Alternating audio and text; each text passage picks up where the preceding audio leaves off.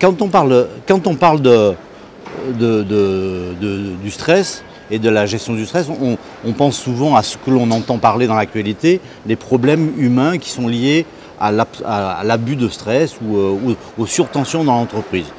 Ce qu'on a vu dernièrement dans des grandes sociétés.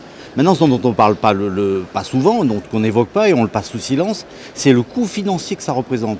Il est considérable parce que, en fait, le stress vient entre autres d'une mise en tension, d'une mise en pression du système pour aller de plus en plus vite, pour être plus productif, pour être plus rentable.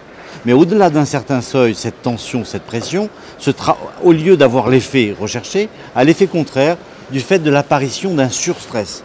Et ce surstress fait en fait diminuer la production, la productivité, et va se traduire par un coût financier considérable. Et il y a des sociétés qui ont bien compris ça, c'est-à-dire qui ont mis en place des programmes de gestion du stress dont le rapport de gain est de 1 pour 6. C'est le cas de Equitable Life Insurance Society qui a mis en place un programme pour $1 investi. Ils se sont aperçus que ça leur rapportait $6. General Motors a fait aussi un constat sur le temps perdu au travail, la mise en place de pratiques et d'un programme de gestion du stress a diminué de 40% le temps perdu.